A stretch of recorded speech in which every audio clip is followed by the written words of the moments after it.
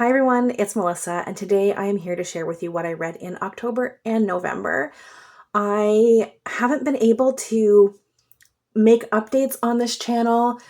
My schedule is just such that it's making it really hard for me to make videos when I want to make them. I'm still interested in making videos. I haven't gone anywhere.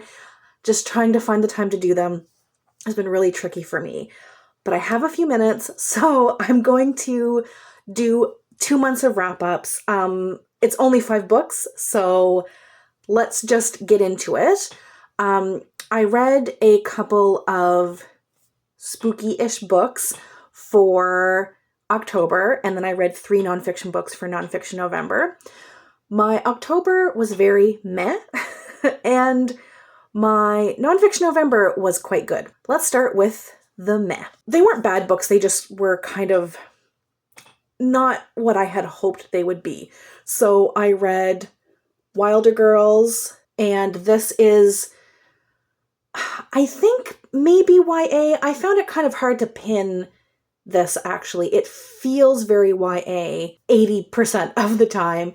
It's a horror book set on this island off the coast of, I think it's Maine, somewhere in New England. This is boarding school for girls, and they've been quarantined for the past, I think it's like 18 months or so, because of something that they start calling the tox. So it's this sickness that girls get, kind of happens on the onset of puberty, and it causes weird things to happen. There's a character who starts growing a second spine that comes out of her back. There's one of our main characters has like a growth in her eye, and her eye kind of basically fuses shut, and there's just something growing and happening in their bodies. It has some great body horror stuff. So if you're squeamish, this is probably not a book for you. So I think a lot of the horror elements were really well done. I kind of liked this like all-girls school, kind of how they banded together. They get shipments from the military, like supplies, every once in a while, but otherwise they are completely cut off.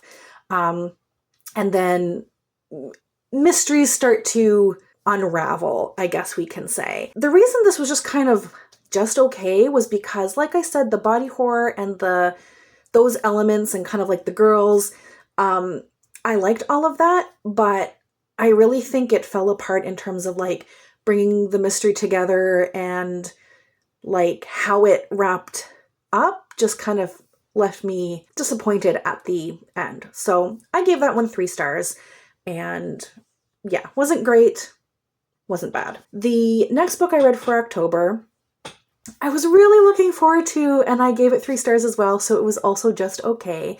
And that was Moon of the Turning Leaves by Waubgeshig. This is the sequel to Moon of the Crusted Snow, which I loved. So I can't really say a whole lot about it because it is a sequel, but in Moon of the Crusted Snow, there's some sort of apocalyptic event. You're not really sure what's happening, but the power starts to go out, satellite phone signals, the satellite phones stop working, and you're in this, the story takes place in this northern indigenous community. They're fairly remote. This takes place, I think it's northern Ontario. At some point, a couple of white people arrive on snowmobiles. This happens at the onset of winter, and they are seeking refuge, like something has happened in the cities. So they need to survive the winter. They have generators and stuff, but like it's kind of a dire situation. And the first book is very suspenseful, and I love how it all came together. So this takes off from that. It's set quite a few years after the events, I think about 10 years after the events of the first novel.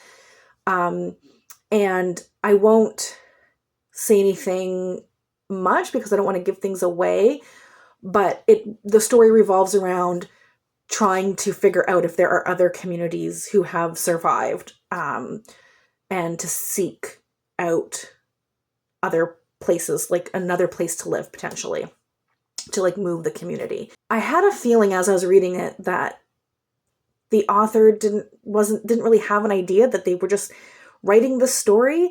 And then I listened, because I listened to this on audiobook. And I listened to an interview with the author that was at the end of that audiobook, which confirmed for me, because he had mentioned something about fans approaching him, like wanting to know what happened to these characters and like wanting to know more of the story.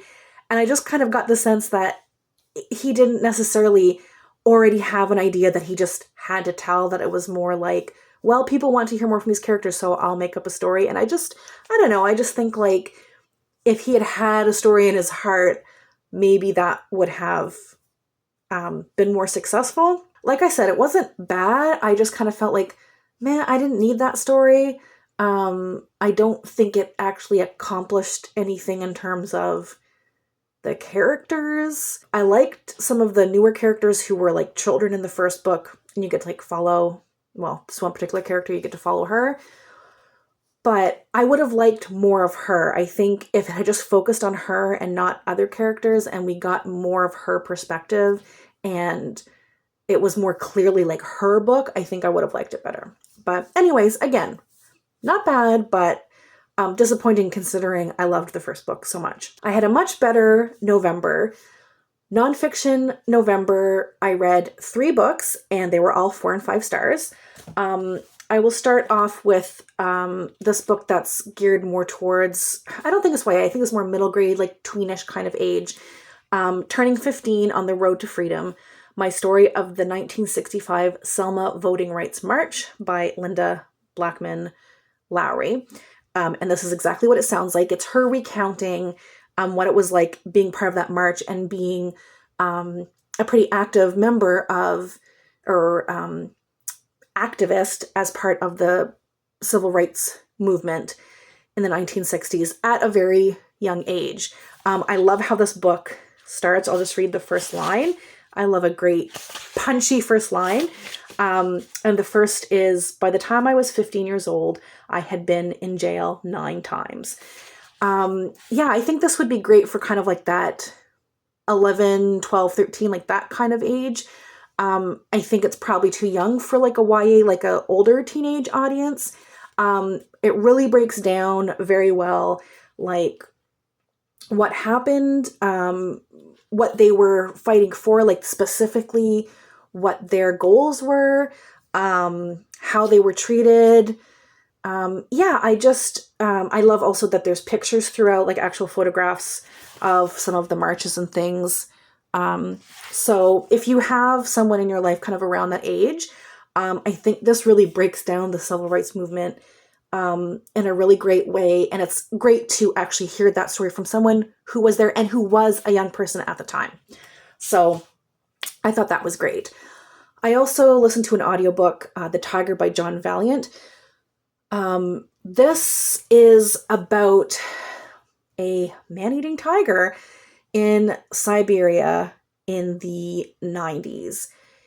It was just such a gripping story, and I love all the information the author brings together. So what had happened was there was this very odd incident where this tiger not only attacked and killed somebody, because unfortunately that can happen occasionally, it's not super common. It was more so the fact that based on the evidence of like the tracks and things that the tiger had destroyed in the cabin, this hunter / poacher's cabin, it really seemed like this was an act of revenge, that the tiger was seeking this person out specifically. It had previously destroyed, or was it previous, or it might have been after this attack, it had destroyed another location, this outhouse, where this person had used the bathroom like the day before. The tiger destroyed that outhouse that had his scent all over it. At the actual site of the attack, it really did seem like the tiger destroyed anything that had the man's scent on it and then sat outside his cabin waiting for him to return. It's very eerie, foreboding. He really brings you there. You feel this tension of, something out in the woods, but at no point does he vilify tigers, and he really kind of breaks down what the problem is, why this conflict exists in this area of Russia, and and also like the socioeconomic reasons for why there's a lot of poaching. So I really appreciated that he brought that together. The tigers' needs, their shrinking habitat, and then people's needs of being so far in poverty that they need to poach to make ends meet. I just really liked the balance of that. It really gives you a whole picture of this problem. But then the tiger also goes on to kill someone else. And then, yeah, it kind of goes on from there, them trying to track down this tiger. It's very sad. It's a very sad book, and you just kind of feel for everybody. You feel for the tiger who's minding its own business, and you feel obviously for the people. But yeah, I just thought this was a really engaging book. The last book I read for Nonfiction November was The Immortal Life of Henrietta Lacks by Rebecca Skloot. I've been meaning to read this for ages, and I'm so glad I got to it.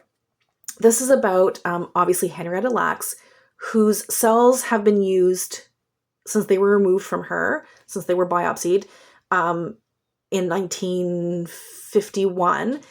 They have somehow continued to divide and grow. Previous to this, people weren't really able to keep human cells in culture, but they have grown ever since. People are still using these cells. They're still being used in experiments today. You might have heard of them. They're called HeLa cells. They've been super important in cancer research and developing the polio vaccine and all sorts of applications. But they were taken from her without her knowledge or consent, which weren't needed by law at the time this was done. It's not that this was anything nefarious for the time. It was just how people practiced. And even still today, there are like ethical questions about like tissue donation and that kind of thing. And the author talks about that too. So it's about her life and the life of these cells and the medical side of it. And it's also about her family and how they didn't even know. Her children were grown before they even had heard anything about these cells. There's this element of like the fact that these cells are now like bought and sold by these big like biotech companies, and a lot of her family members, her descendants, can't even afford healthcare.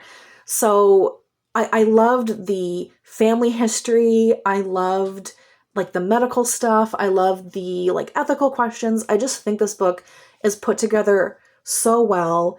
And yeah, this is a nonfiction book I will definitely reread in the future. I gave it 5 stars. I think it's great. So that was the quick rundown of the last 2 months of my reading. Hopefully I will be able to post more frequently during the holidays when I have a little bit more free time. But until then, thank you all so much for watching, and we'll chat soon. Take care. Bye.